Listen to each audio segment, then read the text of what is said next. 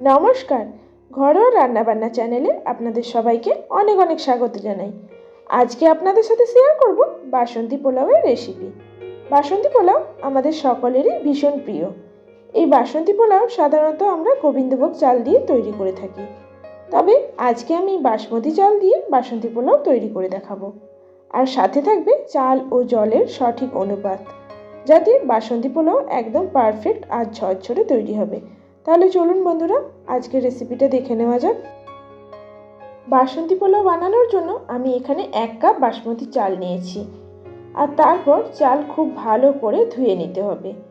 এখানে 3 থেকে 4 বার মতো জল চেঞ্জ করে চালটা ধুয়ে নেব, যতক্ষণ না চালের জলটা একদম পরিষ্কার হচ্ছে। তারপর চালটাকে হাফ ঘন্টার জন্য অল্প একটু জল দিয়ে ভিজিয়ে রাখবো। এখন হাফ ঘন্টা পর একটা ছাঁকনির সাহায্যে চাল থেকে জলটা ভালো করে ঝরিয়ে নিয়েছি। আর এই সময় চেষ্টা করবেন চালের মধ্যে যেন একটুও জল না থাকে। তারপর এই চালের মধ্যে দিয়ে দেব হাফ চামচ হলুদ গুঁড়ো, 1 চামচ থেতো করে রাখা আদা, আর দেব 2 চামচ ঘি। তারপর সব কিছু ভালো করে মাখিয়ে নেব। আর এই কাজটা খুবই সাবধানে করতে হবে। চালটা বেশ অনেকক্ষণ ভিজিয়ে রাখায় চালটা অনেকটাই নরম হয়ে গেছে, তাই খুব সাবধানে চালের সাথে সব কিছু মিশিয়ে নিতে হবে, তা না হলে চাল আবার ভেঙে যেতে পারে। তারপর চালের সাথে সব কিছু মাখানো হয়ে গেলে আরও 15 মিনিটের জন্য রেখে দেব। এরপর একটা কড়াইতে দিয়ে দেব 2 চামচ ঘি। এই বাসন্তী পোলাওটা সম্পূর্ণ ঘি দিয়েই তৈরি করার চেষ্টা করবেন, এতে এর টেস্টটাও অনেকটাই ভালো হয়। তারপর এতে দিয়ে দেব 2টো তেজপাতা আর কয়েকটা গোটা গরম মশলা। এখন গরম মশলাটা 1 থেকে 2 মিনিটের জন্য ভেজে নেব, যতক্ষণ না গরম মশলা থেকে সুন্দর একটা গন্ধ বেরিয়ে আসে। তারপর দিয়ে দেব অল্প একটু কাজু বাদাম আর কয়েকটা কিশমিশ।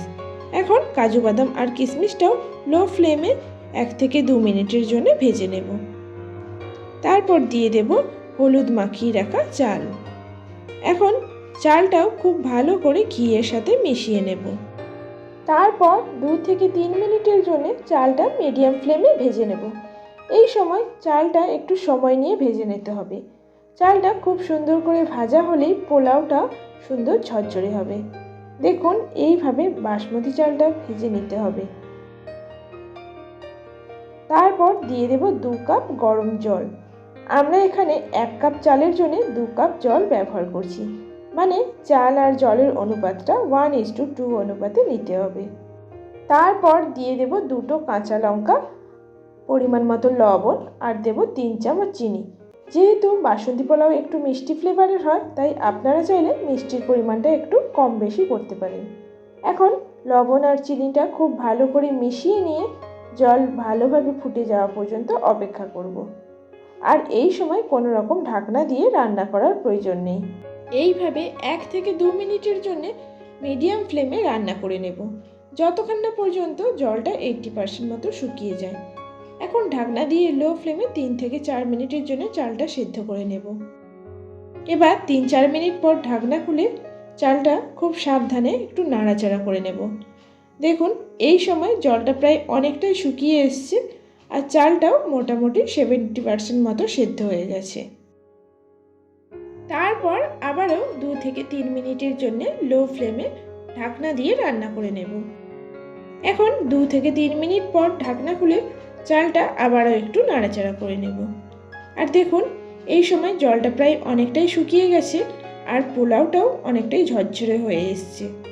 তবে এই সময় চালটা কিন্তু পুরোপুরি সেদ্ধ হয়নি, মোটামুটি 90% মতো সেদ্ধ হয়েছে। এইভাবে হাতের সাহায্যে চেপে দেখে নেবেন। দেখুন, এই রকম সামান্য একটু শক্ত থাকা অবস্থাতেই গ্যাসের ফ্লেমটা অফ করে দেবেন। তারপর ঢাকনা দিয়ে 10 থেকে 15 মিনিটের জন্য রেখে দেবেন।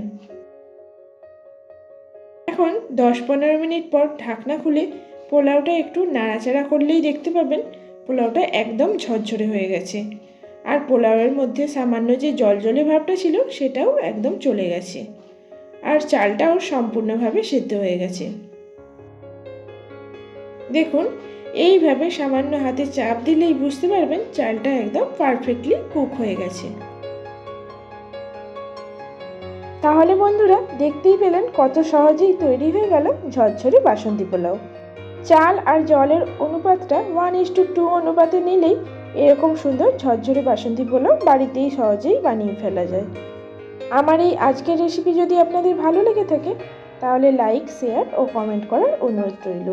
আর আমার চ্যানেলে নতুন বন্ধু হয়ে থাকলে চ্যানেলটা সাবস্ক্রাইব করে পাশে থাকতে পারেন। ধন্যবাদ।